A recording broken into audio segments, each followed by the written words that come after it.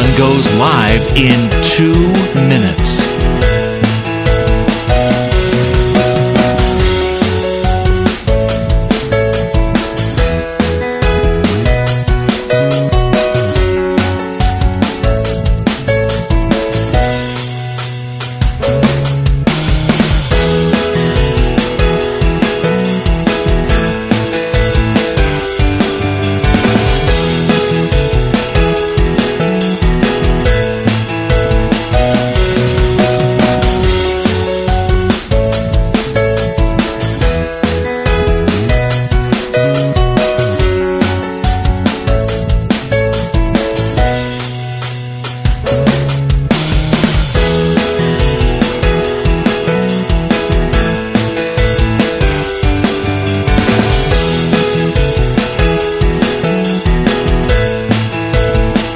Lynn Cullen live in 1 minute.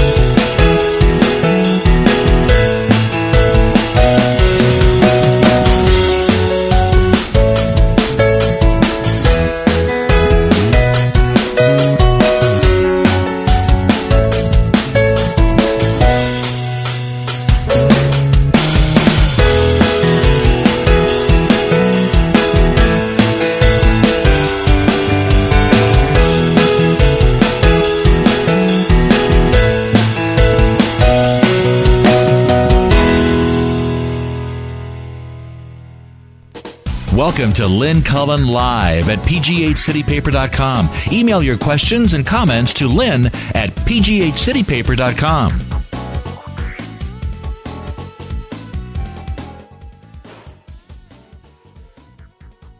Hey, Stella!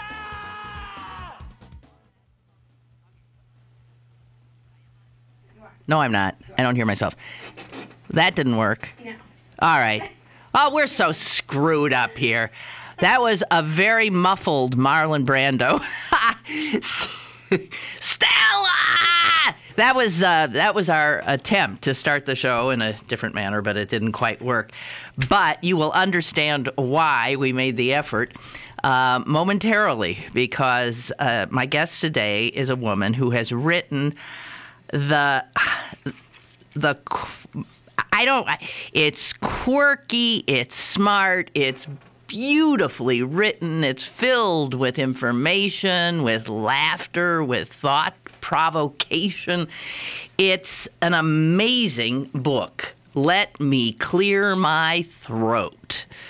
Something, as you know, I do quite often. The author is Elena Passarello, and she joins us now. Ellen, you there? Hi, how's it going? Oh, it's going great. I tried to start with Stella, but we have a sort of rudimentary system here, and it didn't quite work. I love this book. Oh, thank you so much. That's awesome to hear. Oh my God, I just love this book. I don't even know where to start. I was trying to explain as I was reading it over the last week or so. I kept trying to say to people, "Oh, I'm reading the most amazing book," and what's it about? They would say, and I say, "Well, it's about what's it about? The human voice? How would you describe it in a tweet or something?" Right. My elevator pitch is that it's 16 essays on unforgettable moments in the history of the human voice. Ooh, that's good. Yeah. That's good. The elevator pitch. Okay. Right. And isn't that interesting that the term pitch is in there, which is a term that applies to the human voice. But you go everywhere with the voice, but the physiology of it, the emotion of it, I guess what freaks me out is that there's so much that we don't even think about when it comes to something as basic and as part of us, something as individual and singular and unique to us as our own voice. Mm-hmm. Why do we hate the sound of our own voice? Do you know? Well, I think the reason that we hate the sound of our own voice is because we have an idea of how we sound in our head, and both literally and figuratively. Right. And our brains imagine that we sound a certain way based on who we think we are personality-wise, but we also hear the way that the voice resonates from inside the cavities of our body, and we don't hear the way it's projected outside the cavities of our bodies. So it's always a surprise to us when we hear our own voice shot back to us from the outside world. Well, and is like a recording of our voice the more correct? I hate to think it, but is that really what we sound like, as opposed to what we think that we sound like? I mean, I sound good singing in the shower. I can't sing worth a damn. Is it which is true? Well, the shower thing, I think the acoustics help you. So you sound closer to what you sound like in the shower than you think. But yeah, what we hear on a recording is closer to our voice as it sounds to other people than when, let's say, you're alone in a room talking to your cat, which I do very, very often. I used to tell a story about my next-door neighbor who was a big, burly construction worker, and he would roust me out of bed 3 stories up while he was standing in his backyard whispering to his cat. Oh. That's a voice. And it would just rumble my windows. Wow. Whispering, I understand, is not good for your voice. Terrible. Yes. Why? Everybody stop whispering. Why? You would think, so your voice is, I'm losing my voice, so I'm just going to talk like this. Bad idea. Yeah, I think there's something about the almost making, because nobody ever actually whispers. Or rather, when you whisper, it's not that you're not using your voice at all. It's that you're upping the breath content in the vocal cord movement, and that confuses the vocal cords, and it's sort of like just training a muscle the wrong way. You're more likely to strain yourself. Have you ever seen your vocal cords operating? With a tube. You had a tube down your throat, and you were looking at a monitor. No, that's one of the things in putting the book together. It took me about 5 years to put this book together that I didn't get to see. I did get to see other people's vocal cords. I worked as an actor in Pittsburgh, actually, for years and years and years. And so when I started working on this project, whenever a friend of mine had a vocal problem and had to go to a laryngologist, you went along. Make me copies of the printout. Of okay. I think it's called a laryngoscope. Yeah. So I have in my files photocopies of some of Pittsburgh's greatest actors. Ooh. Well, I got to tell you, though, unless they're you really interesting to look at. Yeah, they are, but unless you have a video, I'm telling you, it's the video that would drive you crazy. Because have you had it, Lynn? Yes, more than once. Do you have nodes, Lynn? No. I just have an odd voice that sometimes deserts me, and I've been to numerous people, including the great voice guy here, Clark Rosen. Oh, yeah. Yeah.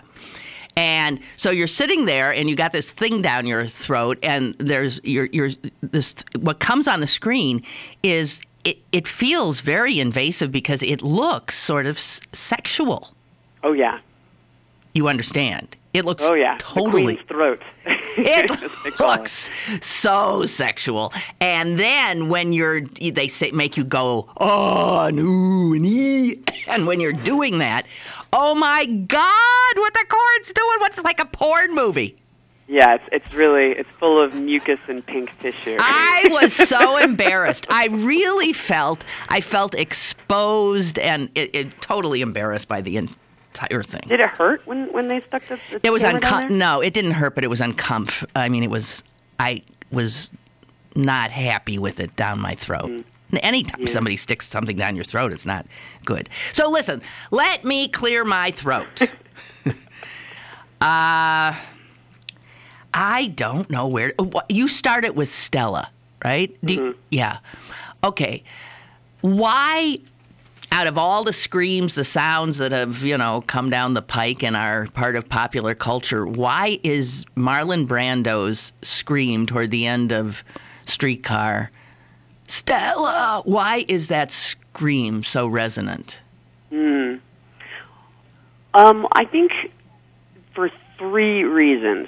The whole first part of the book is called Screaming Memes, and all of the essays in the first part are about screams, American screams, and they're about American screams that have some kind of cachet in popular culture.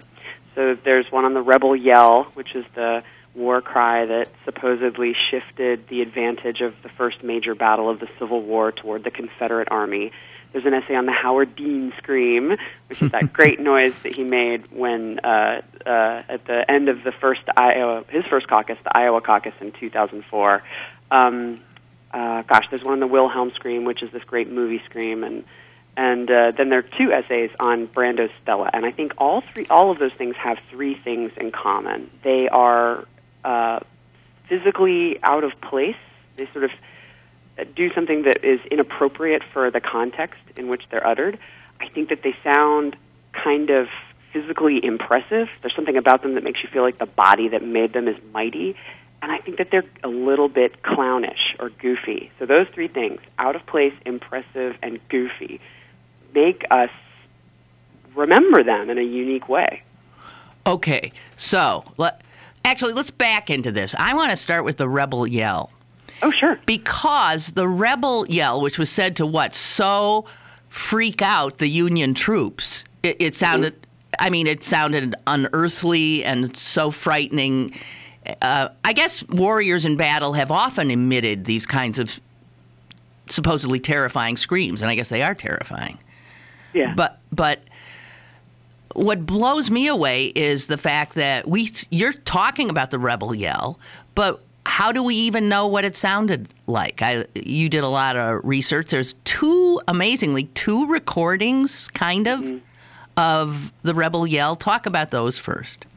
Well, when I was putting it together, there were two, but now I think there are three. There was one that I didn't uncover that a Canadian news team played for me when I had an interview the other day, and I was like, I wish I would have found this earlier. Oh. But it's the same story. The only real recordings that we have of Civil War era sounds happened later by reenactors. So in the 20s and 30s, there are 60, 70 or 80-year-old men who would get together in these rallies, and they would try to remake this rebel yell sound. So you don't really get the same. It's the same as if a great pop star Frank Sinatra tries to sing you a song at age 80, you're not going to get the same vocal quality as Frankie in 1947 at the Copa or whatever. So you get they're great. There's one that was recorded in the 30s in North Carolina of a single guy who takes his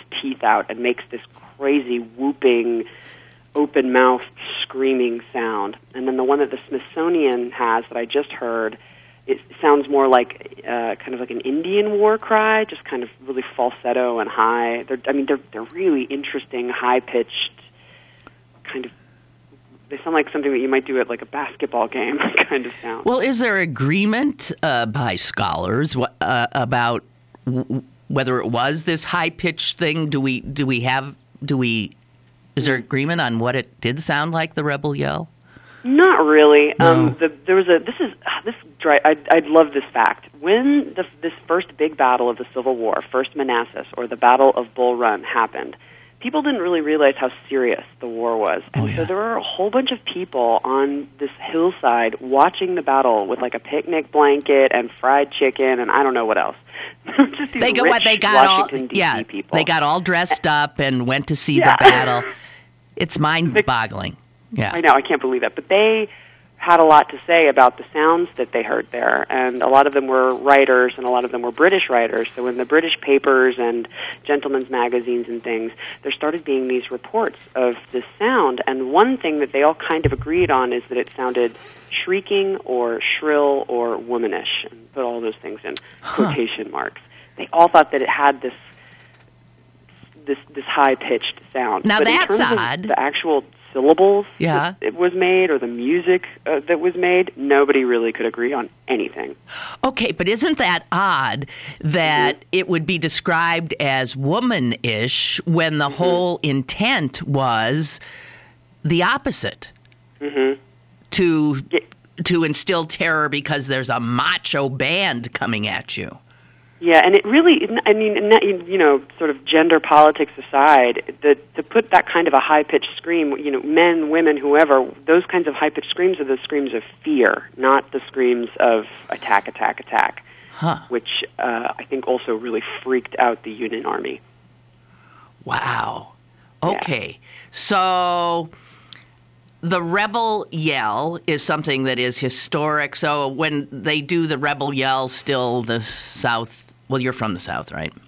Yep. There's still a love of all things Confederate, it seems, in the South. Well, it's still celebrated. Yeah, I don't know about that, but you know, nobody knows. They do this thing now that's sort of like a yee-haw.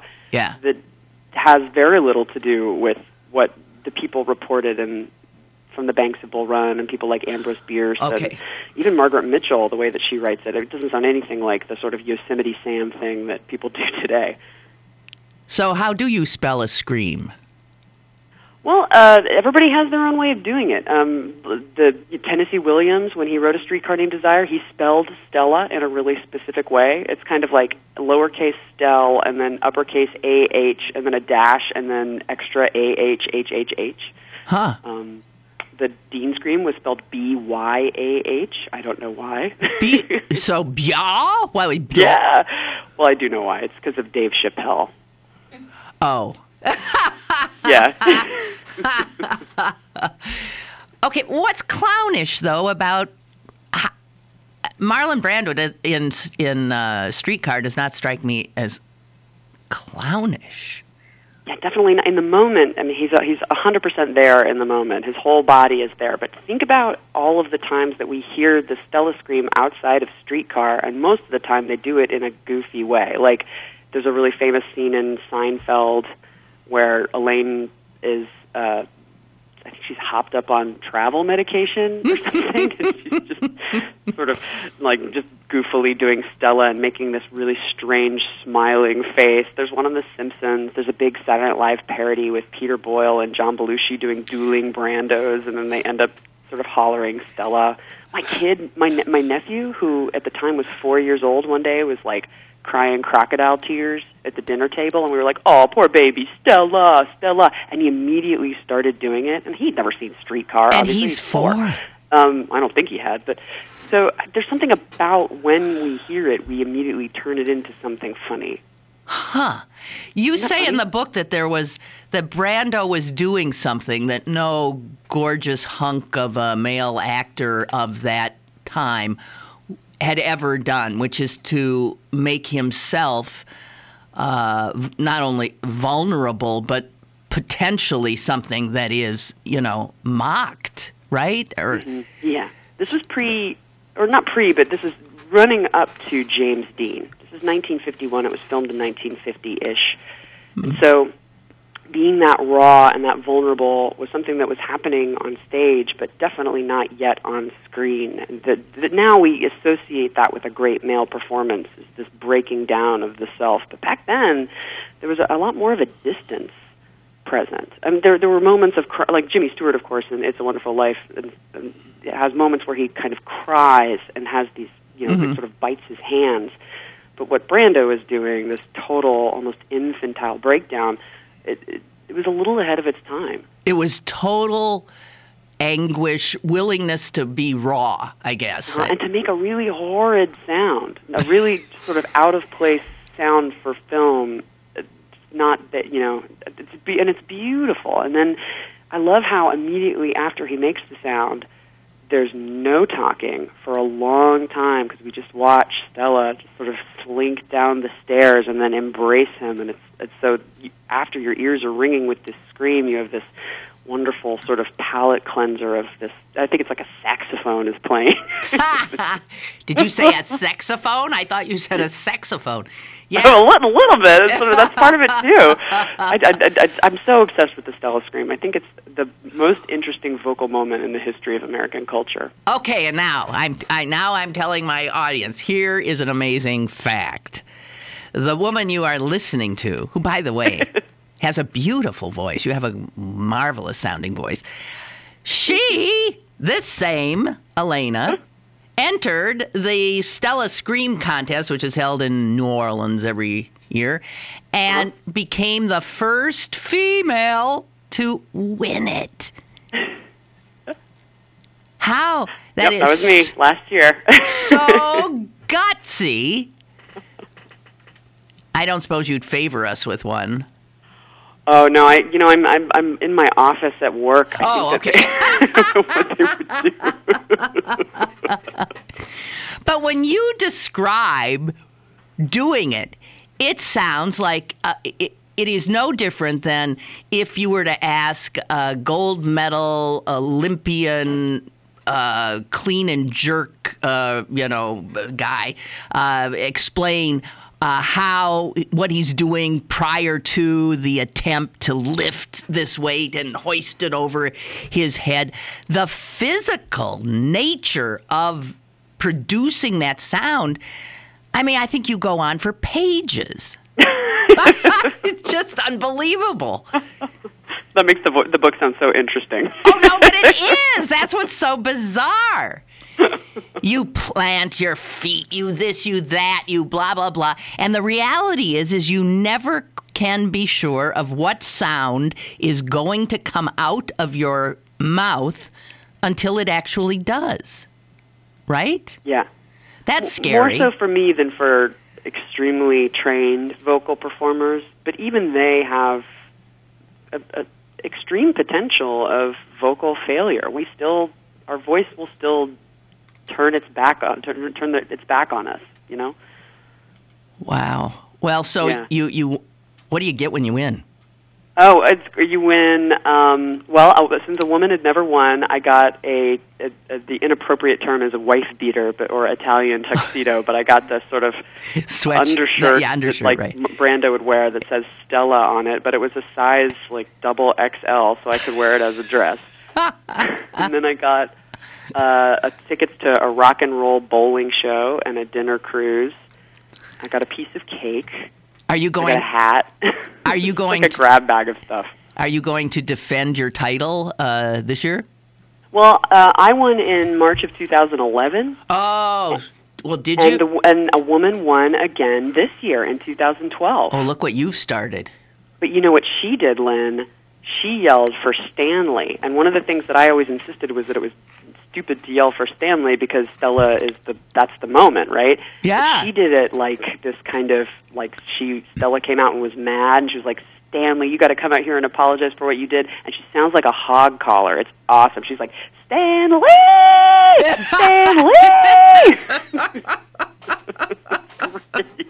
But I am going back this year, not to defend my title, but I think I get to go kind of watch.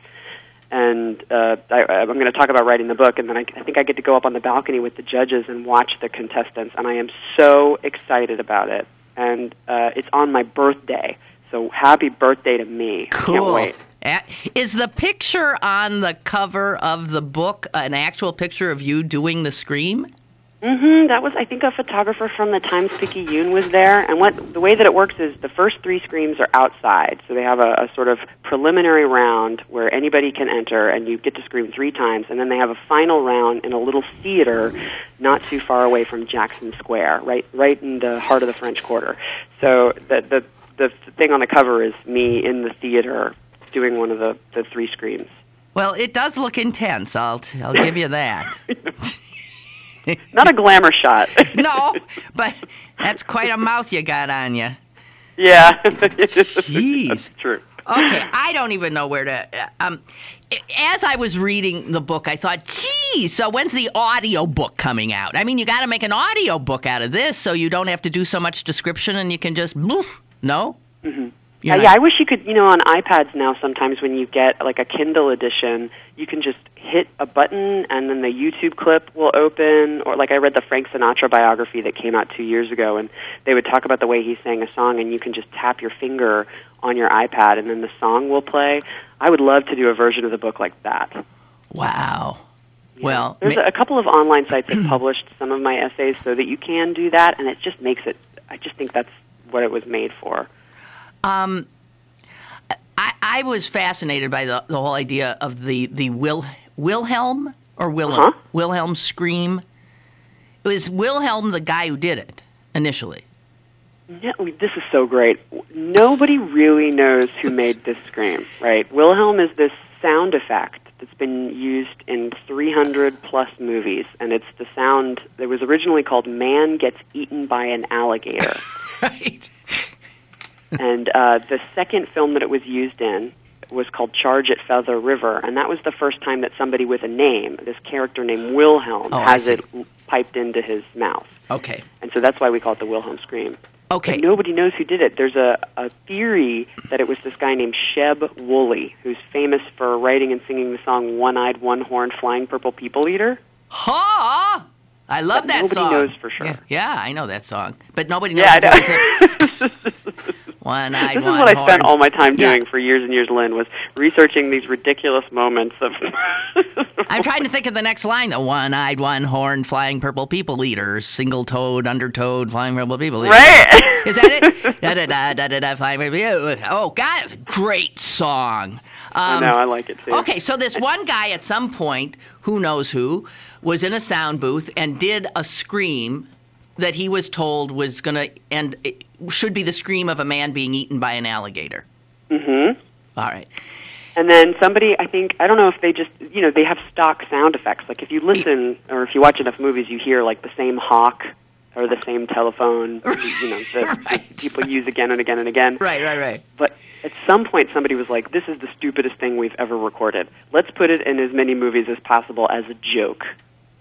Oh, it's a joke? Why? I think so. I think in the beginning it shows up in a lot of different movies because the sound designers were like, nobody's going to know. It's kind of like a little inside joke. And then in the 80s, when people like George Lucas and basically George Lucas picked up on it, they would start doing it as an homage to this old Hollywood joke. So, what, as far as you know, what is so it's been in A Star is Born, it's been in Reservoir Dogs, it's been in Star Wars, it's been in... Do you know the most recent... I do. Oh, and what It's the Hobbit movie. It's in The Hobbit. Oh, my God! And so it goes. Once you get into the Wilhelm cult... people, they get really excited to tell you when they hear it. So whenever a Wilhelm scream appears on television or film, somebody emails me. So I haven't even seen The Hobbit yet, but I know there's a Wilhelm in it. I was telling my son about this, who's like 20, and he said, I know exactly what you're talking about. And I don't know if he does or not, but he says, I hear that scream. Now, I don't know if he does or not. You know what? I want to take a break. Maybe, Jess, can we go looking for it and see if we can find it? And hope we do better than the Stella one that carries. But there's a free iPhone app that you can download that's just the Wilhelm scream. I can play it for you over the phone if you'd like. Oh, that's what we need. Or you can download it, yeah. No. I bet it'll work better on your end. Okay. You have it readily available?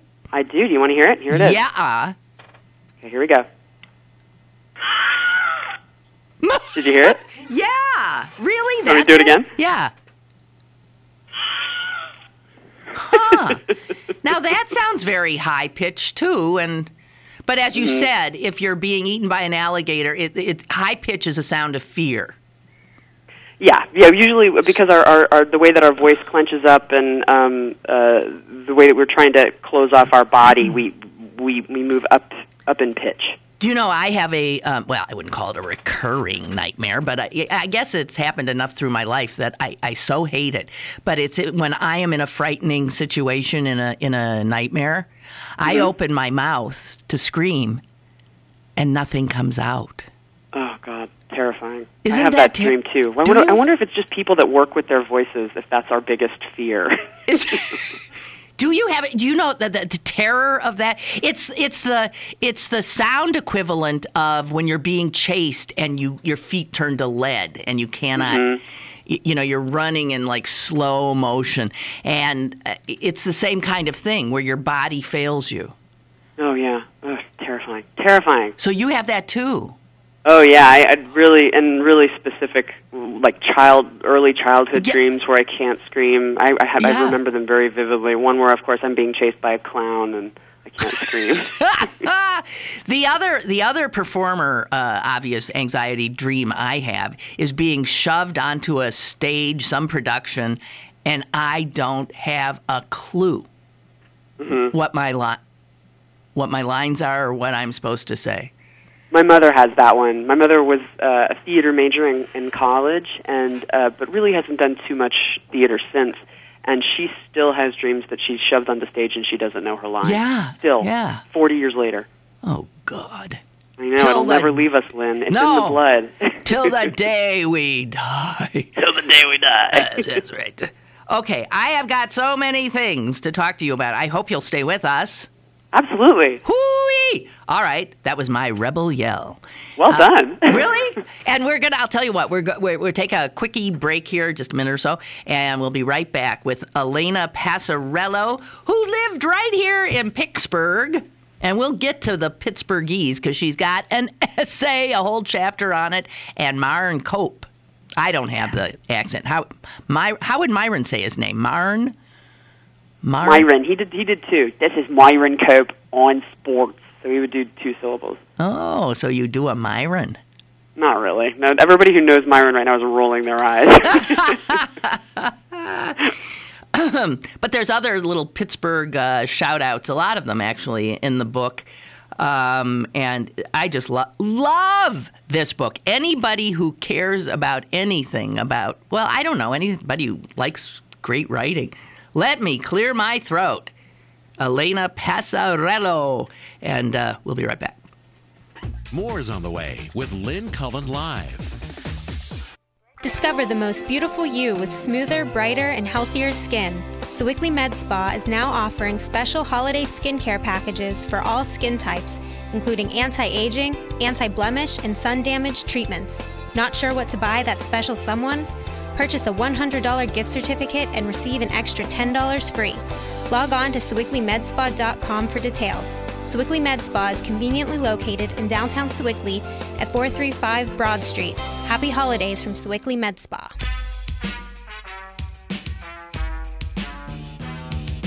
Rhyme so loud and proud you hear it. It's Christmas time and we got the spirit.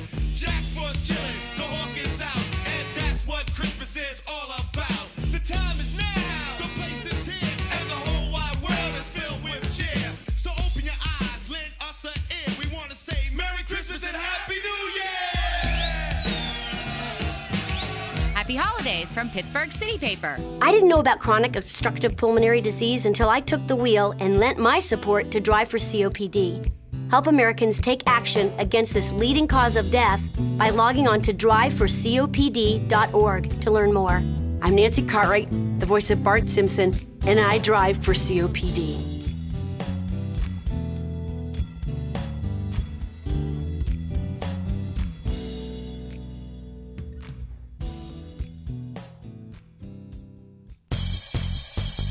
Have a question or an opinion? Call Lynn Cullen at 412-316-3381 or email lynn at pghcitypaper.com. Now, more with Lynn Cullen Live. It is a 1-second glissando from an impossibly high note down to 2 full octaves to a flat guttural trough, as long as a slide down 16 keys of a baby grand. It is the sound of a Muppet, or a baby in tantrum, or a bike horn half squeezed. Or rather, it is all 3 sounds at different milliseconds smushed. It meets his unbuttoned collar and the sloshing bottles and the fibers in that long mic cord and the tone of the Val Air HVAC to make a unique recorded moment, an electric, fantastic, obscene, unspellable thing. That's the Howard Dean scream. I was going to ask you to read some of this stuff because it is so good. Are you there? Oh, I'm here. Yeah, you're just I enjoyed quiet. Listening to that. I think you have the job of reading the audiobook. Done. No, you don't want my voice. I love your voice. Well, it's well used. Haven't noticed? It's like fine Corinthian leather. Yes, exactly right. It is. We've got a caller, a gentleman caller. Hang on. Hello, caller. Yes, this is Clarence from Canonsburg. Oh, Clarence, how you doing? I'm fine. This is Elena. Hi. Hello, Elena. Hi. No, I just I was waiting. I didn't want you to get started on something else because my favorite movie scream of all time is Captain Kirk going, "Con!" You know what I'm talking about? No. Oh, yeah. Oh, totally. That's one of those, just like the Stella scream, that's, people mock and make fun of all the time. There's something really funny about screaming another person's name. I don't know why, but it like in The Simpsons, whenever the principal screams Skinner. Yeah. So you think is that that Kirk's scream an iconic one? You think? Yes, it is. Oh, okay. Sorry. No. What does she think?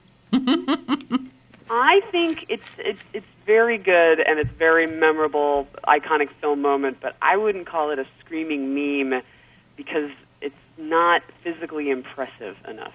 Okay. Well, by the way, I like that screaming meme. Isn't that clever? That's good. That's very clever. Isn't that clever? You have to know what a meme is, and you have to know about screaming Mimi. That's right. At the same time. Yeah. It's hey, Clarence, that is just a hint at how clever, smart, wonderful this book is. The screaming meme. Okay, then I have to get the book. Yes, you do. Yay! Okay. And I have to let you go and have Okay. a happy holiday season. Yes, you too. Thank you so much. Bye. Okay, you say the best female screamers are, and first of all, you say women are the better screamers just by virtue of our women parts. That's right. Why is that? Well, I don't know if we're better. People use our screams more because we have smaller, more compact vocal cords, so we can usually get our screams up there a little higher. You can get higher, People okay. love at the top of like a movie score to have a really high-pitched, loud scream. Okay, wait, we got another caller. We are being interrupted. Hello?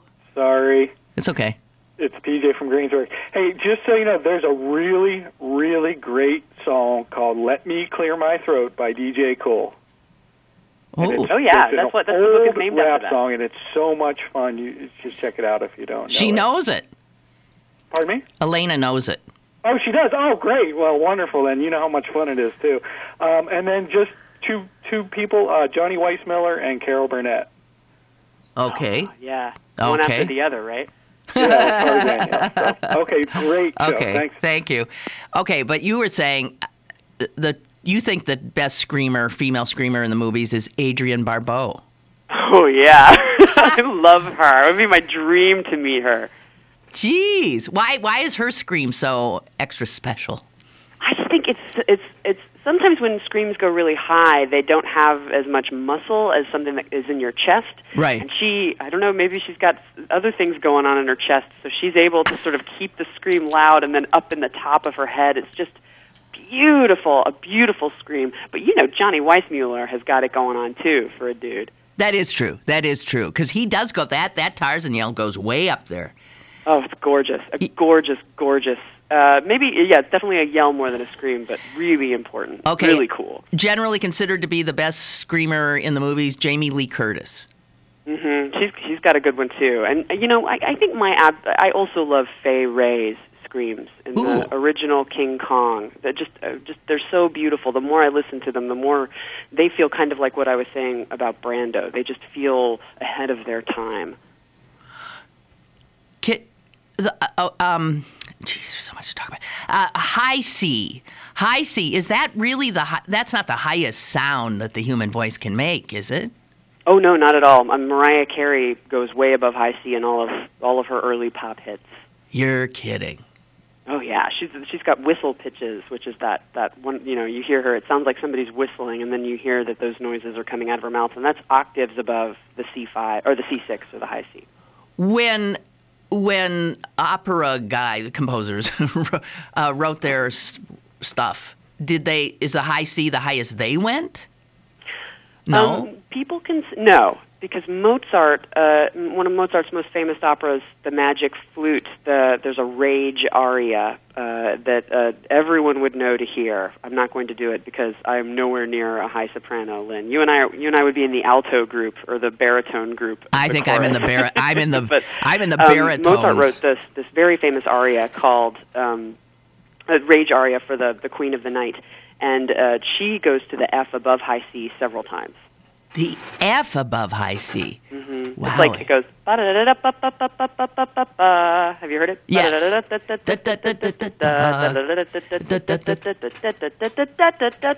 Yeah, so that's her. Yeah, wow. But they consider the C to be the highest usable note of an operatic soprano. So, if your voice is your instrument and your instrument is your profession, so when opera singers, I remember, what's his name? Who was the fat bearded Italian guy? Pavarotti. Yes, that's right. I remember when Pavarotti was here, he was famously seen with this, red scarf, around his, that he had to keep his voice. And I was thinking, diva. But in fact, our voices are rather fragile. And if it is your instrument and that is your profession, you do have to be very careful, huh? Yeah, and not just opera singers. Frank Sinatra was notoriously hypochondriacal about his voice. He was really weird about it. He never sang if he wasn't getting paid. He never sang. Ava Gardner only remembers being sung to once in their whole relationship. Right. He sung her. Can you imagine being married to Frank Sinatra and not getting a note out of him? No! Well, that's maybe why he was married more than once or twice or three times. Right. But yeah. Okay, so he guarded that very, very carefully. What about a Marlon Brando on stage on Broadway having to do that scream night after night after night and, twice on Saturdays? What's the physical toll? Well, usually if you have to do a scream on stage, you find ways that sound like you're screaming, but you're not really screaming. And there's a whole group of people that do this in music, too, nowadays. They're sort of metal screamers. They're called screamo screamers, and they've learned how to make these things that almost sound like screams, but they're actually much more physically protected. Okay, because otherwise you couldn't keep going on and on and on and on and on. No. So I'm reading the book, and I'm surprised because I'm reading this thing from a guy who's just called, you had to go into the back of the book to find out who it is, the index, and it's a candidate for public office talking about the toll that this constant talking, and I was listening to this poor guy's complaint about what happened to his voice, and then he said, we ended up at the Beehive on the South Side, and I thought, what? Who's that? So you were quoting Bill Peduto, who, by the way, is running again. He just announced he's running for mayor. Oh, awesome. Yeah. So this was, you wanted to show that, think of how Bill Clinton sounds at the end of a campaign. Mm-hmm. I was really interested in, still am, in how the way that politicians are affected by how much you have to use your voice when you're campaigning, because very few of them are vocally trained. That's right. And it just wrecks them. And there are tons of wonderful trivia stories of all these great presidential candidates and what they did to keep their voice. Just amazing things. Well, Clinton always lost his. His seems permanently damaged. Mm-hmm. Doesn't his voice sound damaged? We're all born, just like we're born with different muscle capacities, we're all born with different vocal capacities, and I just don't think he can take what being a public figure has to do on your voice. I think it is permanently damaged. Yeah, it sounds ruined in many ways. Now, speaking of a voice that sounds ruined, but is iconic here, Myron. Back to Myron a bit here. So you introduce a whole, because I'm sure your book is all over the place, a whole bunch of people to Myron Cope and to Pittsburgh, the Pittsburgh sound, which this one guy famously called the Galapagos Island of American dialects. Right. Which means that we were so sort of geographically secluded because of our mountains and our rivers that we managed to retain a sound. Is that really what happened? It's just sort of a perfect storm of lots of different nationalities ending up in the same place at the same time instead of gradually coming, like first the Irish and then the Bulgarians. They all came at once, more or less. And then because you're in a valley, it sort of has. It's like a petri dish where they can sort of spawn together. And in fact, the sound of Pittsburghese is quite unique. And Myron embodied it, you think? Oh, yeah. I think, well, Pittsburghese is very controversial because there are some linguists who think that there is no such thing as Pittsburghese, that we sort of have been inventing it as Pittsburghers have been moving away and missed their homeland. There's an amazing woman at Carnegie Mellon named Barbara Johnstone who's talking a lot about the enregisterment of Pittsburghese. But for me, I like to think that there is a Pittsburghese, so I'm just going to go with that. So you mean, she says, and others say, that we're sort of enshrining this thing as we lose it, that we might maybe never had, or it doesn't, but you hear it all over the place. The first time I was in Pittsburgh, there was a blizzard, and I got holed up in a Holiday Inn in Wilkinsburg, and I turned on the news because I'd been brought in for a interview with WTAE-TV, and I wanted to see what their news looked like. I turned on the news. They couldn't get out to cover anything, so they had gone next door to Pee Wee's gas station, Texaco. And there was Pee Wee, this classic Pee Wee, semi-toothless, and he is being interviewed about the storm. And I literally did not understand a word he said. Mm-hmm. And let me ask you, Lynn, did you move here from the Midwest? Oh, no. What makes you think that? Are you a Wisconsinite? Oh, hey. Now, why would you even imagine such a thing? Did I get it right? Yeah. Who are you? Who are Awesome. you? Who are you? Henry Higgins? Henry Higgins? I know. I'm sort of I'm like a bird watcher for dialects. I like to try to guess. Well, I do not, how we all sort of wash away our beginnings? I have clung to mine because it is me.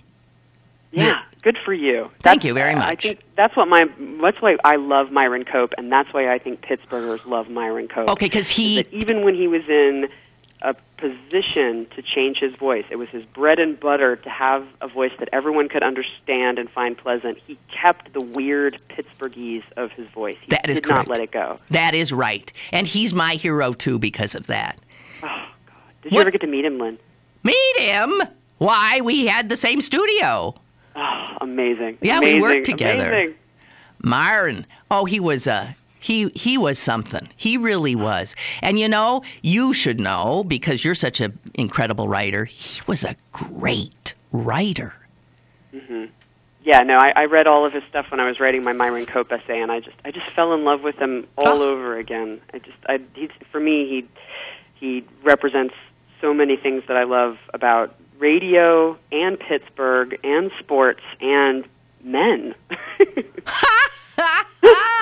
You're kidding.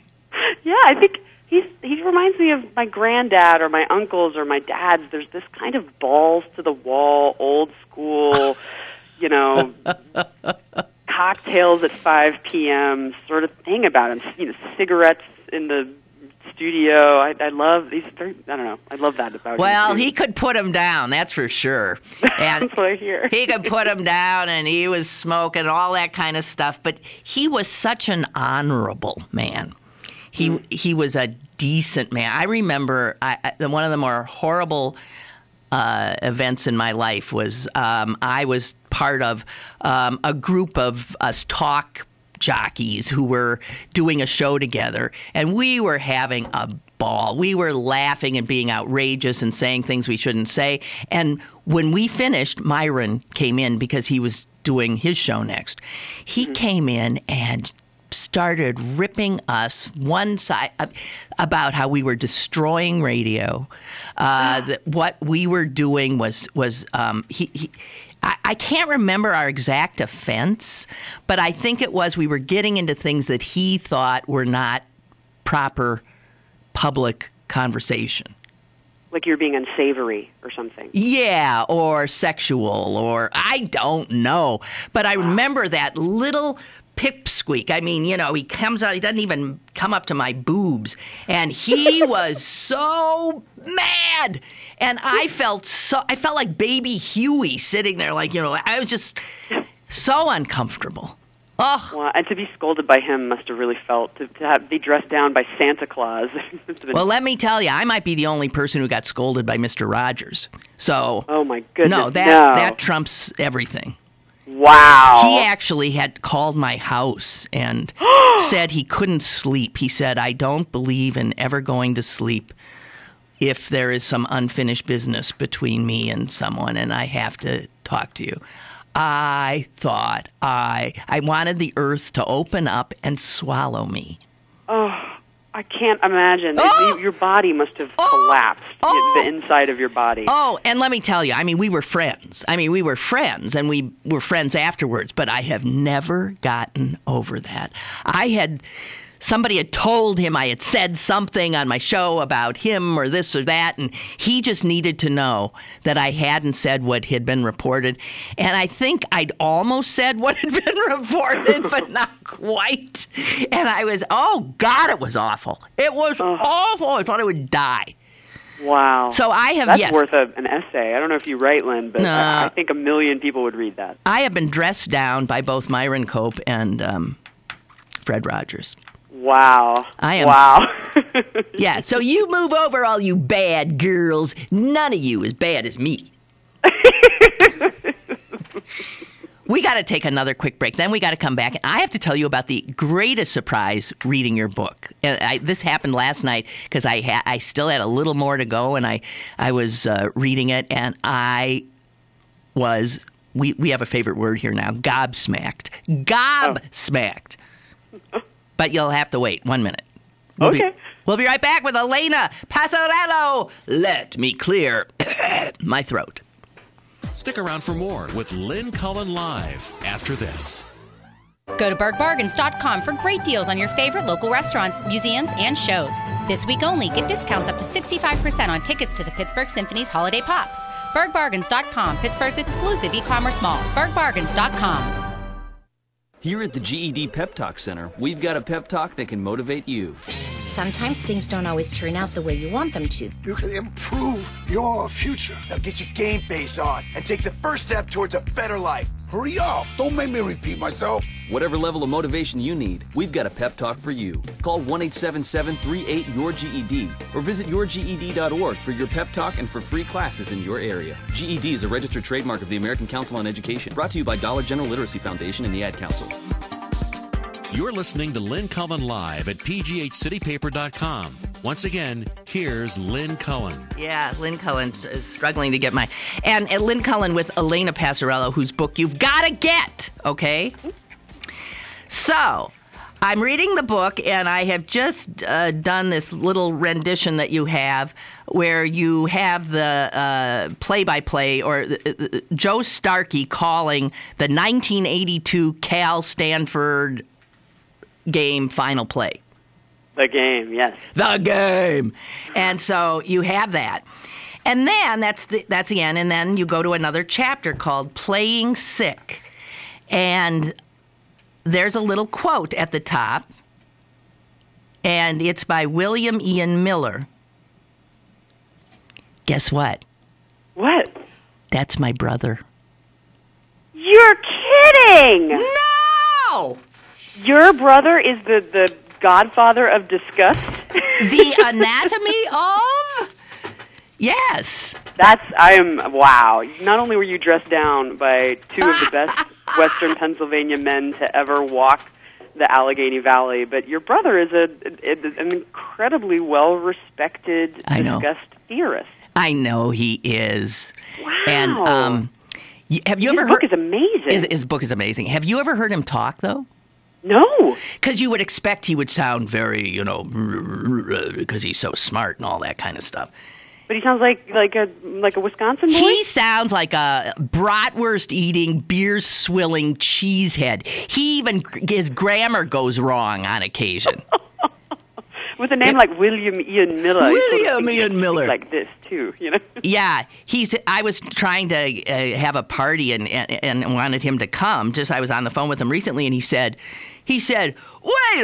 no, wait a minute. That's probably the NFC Championship game, and we got to be in Lambeau, you and me. Oh, my gosh. When I put this book together, I'm just kind of a dumb actor, and in order to answer some of these questions, I had to read a lot of texts in fields outside my own knowledge. So I read psychological texts and physiological texts, anatomy, biology, and his book was so accessible to anyone, just really hard to do. And I read it. I felt so smart afterwards because he made me feel so Did you smart. read it was all? Really inspiring. Wait a minute. You mean, did you just call his book accessible? I found that it was very accessible. What? Because discussed theory is, it's talking about something that doesn't really exist, and you have to sort of speak kind of metaphorically and metaphysically, and he really opened that up for me in a way that I felt was very accessible. Well, after he wrote that book, it seems like a lot of other people jumped in and decided to get into the field. But yeah, it's almost like he kind of created it. Subgenre right. of disgusting, right? Yeah, but that's not. He's a law professor. Is he really? Yeah, at Michigan. That's what he does. Crazy. Wow. And his real specialty is Icelandic sagas. Oh, wow. And get this. He started writing, he became so obsessed with sort of human emotion because in the Icelandic sagas, human emotion is, it's just there, it's laid bare. And so he started writing about human emotion and all the emotions that nobody wants to talk about, like humiliation. He has a book on humiliation. He has the Disgust book. He started to write a book on cowardice. And in researching that, ends up having to read soldiers' accounts of wars and was so blown away by the courage that he came upon that for the first time he flipped and did a book on courage. I would recommend some of his books are amazing, but Disgust is just one of a whole bunch. Oh, that's impressive. Yeah. It's also impressive, too, how many lessons we've learned about everyday people through war. So, tons of vocal discoveries happened through researching and paying attention to the way that people acted in wartime. What do you mean? What do you mean? There's a whole performance strategy that theater performers use that's basically based on this guy who was in the trenches in World War I and listening to these men moaning and howling, and then it was like, well, we should be able to make sounds that loud on stage, and made a whole career out of it. My God. Life during wartime. So people will see you in your book. Your book reminds me of my brother's work because you take something that, and just you embellish because you pull in all these different aspects of life. I once said to him, I said, how do I describe what the heck it is you are? What do you do? Because there are so many. And he said he's starting to think that maybe he's closer to being a philosopher. I don't know what he does.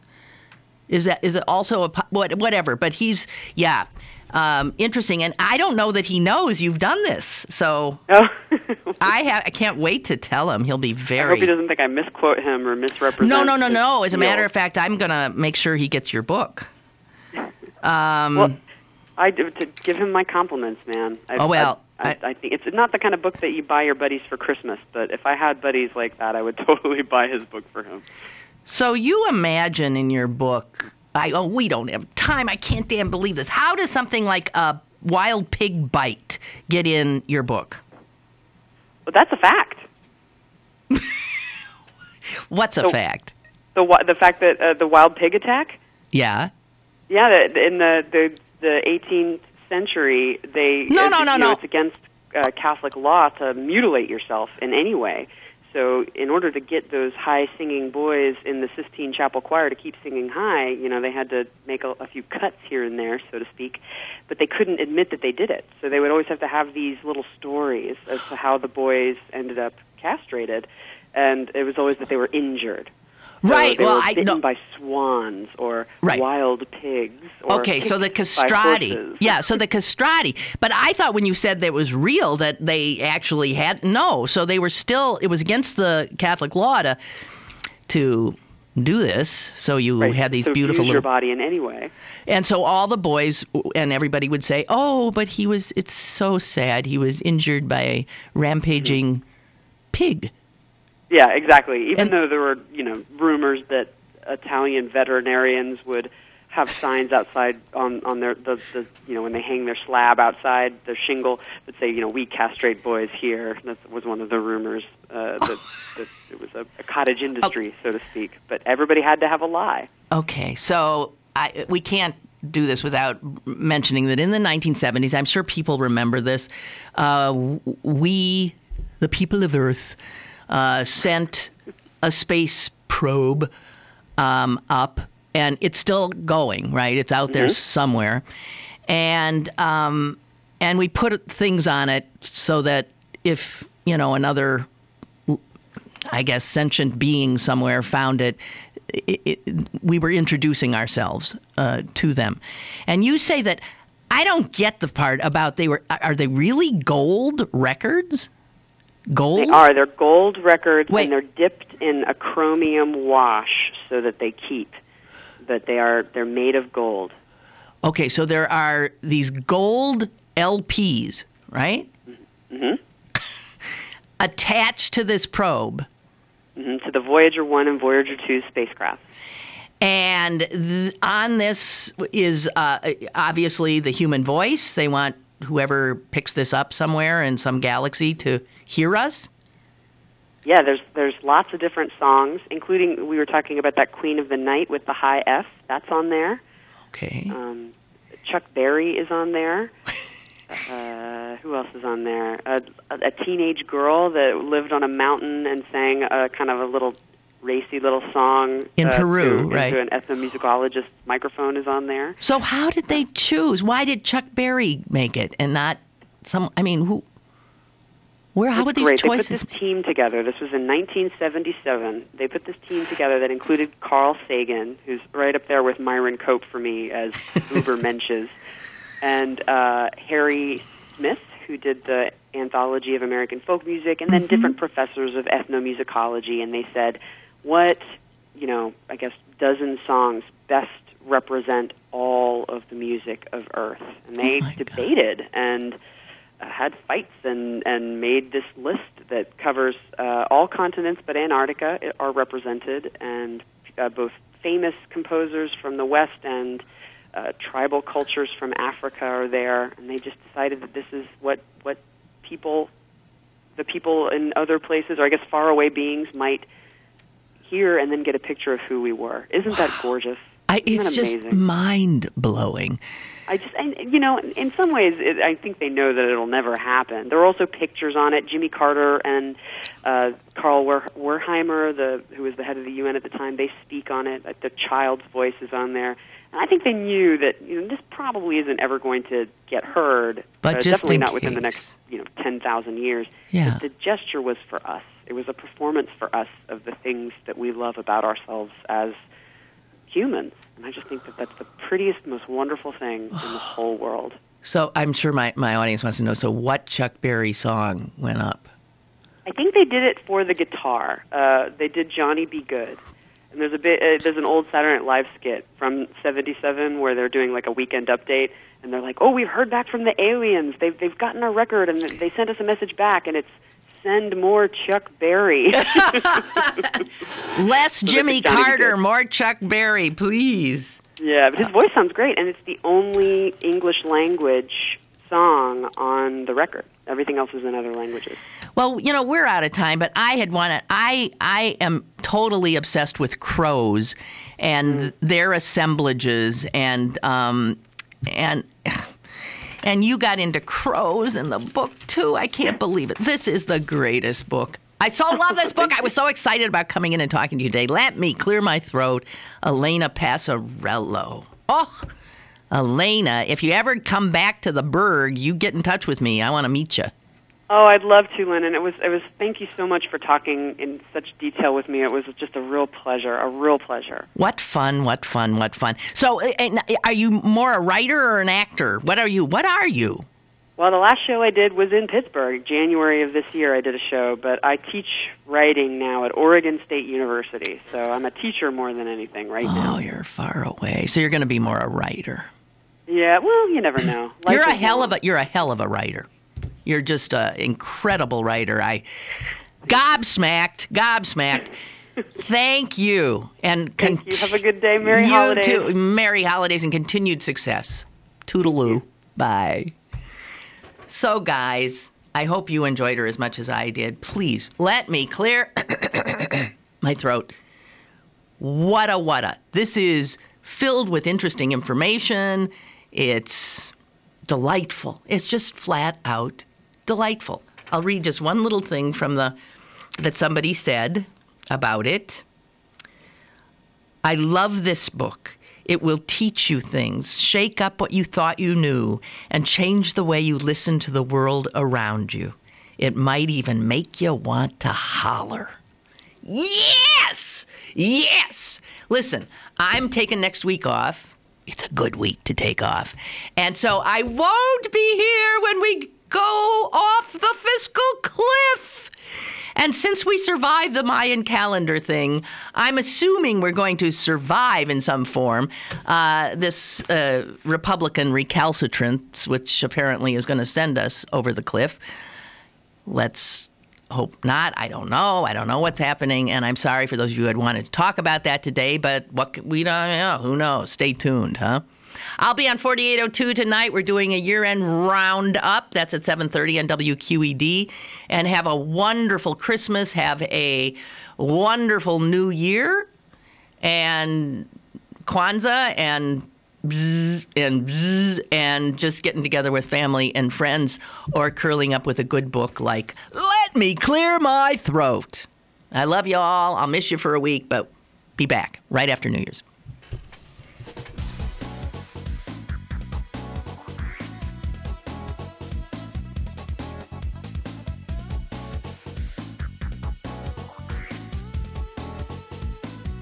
Lynn Cullen Live, Monday through Friday from 10 a.m. to 11 a.m. and archived at pghcitypaper.com. The opinions expressed on Lynn Cullen Live are those of the host and do not necessarily reflect the viewpoints of Pittsburgh City Paper, Steel City Media, and its advertisers.